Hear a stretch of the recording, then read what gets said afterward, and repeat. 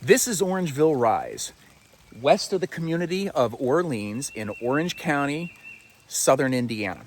This is the second largest spring by discharge in the state of Indiana, and water rises from about a depth of 40 feet, below which and horizontal from which divers have not been able to penetrate because of debris, breakdown, and organic material.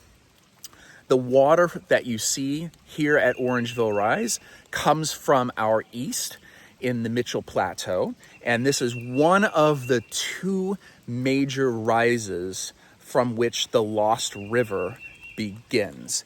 The other being the true rise of Lost River, which is very interesting in its own right, in that it has a rise pool on the side of Lost River, and the water there rises from probably multiple depths, including a vertical fissure from depths of more than 100 feet.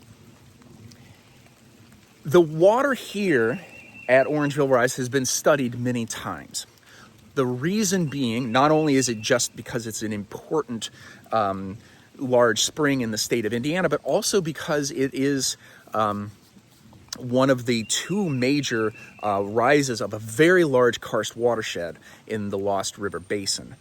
There have been multiple dike traces from Orleans all the way out into the Lost River Basin to try to sort of delineate the scope of the basin and understand where water comes from to each of these springs. At Orangeville Rise, the water seems to come more from the east and north of here, as opposed to water from sort of the further east and sort of a little bit to the south that you see in Lost River Rise. Lost River Cave, which is a more than 22-mile long system that you access via Wesley Chapel Gulf, which is about 2 miles to our east, that is apparently not quite the same water, although there might be some mixing that happens based upon flow stage. So that's one part of the studies that have gone on, understanding the scope of the watershed in terms of its management, and sort of where point sources for contamination might be. Another important part of this is that the water that you see here is generally high in sulfates. So dissolved sulfates, and the source of that sulfates has been a matter of some question. During high flow season, the sulfate levels are rather dilute by comparison because of meteoric recharge, and then during the dry season, the sulfate concentrations can be quite high, exceeding upwards of 200 milligrams per liter. Looking at how that sulfate varies and what the source of that sulfate may be, multiple studies have concluded that what you are witnessing is the descent of water through the Mitchell Plateau to the horizon of the St. Louis limestone, where the lower St. Louis limestone, where there were anhydrate beds. Anhydrate being the non-hydrated version of gypsum, so calcium sulfate, that is much more soluble than limestone, and the dissolution of that sulfate is thought to be one of the major contributors to the sulfur concentrations here at Orangeville Rise. We know that partly because the depth at which this water is rising is consistent with those anhydrite beds, and also because the isotopic composition of the sulfate, the sulfur in the sulfate here at Orangeville Rise, is on the same general value of what the anhydrate sulfur isotope composition is. To the west, in the Crawford Uplands, where the dip of the rock, which is towards our southwest, takes that anhydrite to depths of more than 700 feet below grade, there are mines where that sulfate mineral, that anhydrite, is being extracted and turned into drywall. About where we're at here is the up-dip boundary from the Illinois basin, east of which that anhydrite has been functionally removed. And we see here sort of that down dip boundary, further down dip of which that anhydrite still exists. So this is a gypsum front that represents sort of that up dip boundary of modern day anhydrite in the Lost River Basin. When that anhydrite is removed, it leaves a void space that causes collapse.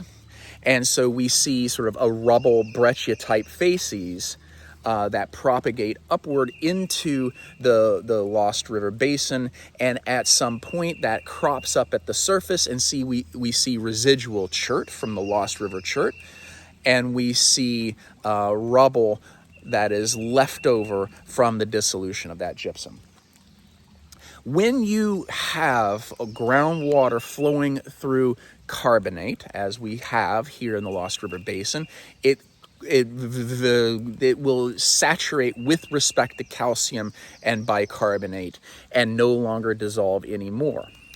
However, when that water encounters gypsum and anhydrite, which are much more soluble, that dissolves into solution, but it puts too much calcium in solution. Because calcium sulfate, gypsum, is so much more soluble, it dissolves, but that calcium level is oversaturated, so it drives the precipitation of calcite. So during low flow season, we have studied the isotopic and the concentration of calcium and bicarbonate and sulfate ions, and after doing modeling have concluded that you have a common ion effect driving calcite precipitation in the matrix of the limestone at those depths. And in fact, we've seen the result of that in boreholes that were drilled for core for geologic mapping out in the Lost River Basin, where in vugs in that St. Louis limestone, we see dog-tooth spar of calcite, which would be precipitated in a phreatic, so below water table environment, where you had an excess of calcium from this common ion effect driving the precipitation of calcite as this dog-tooth spar.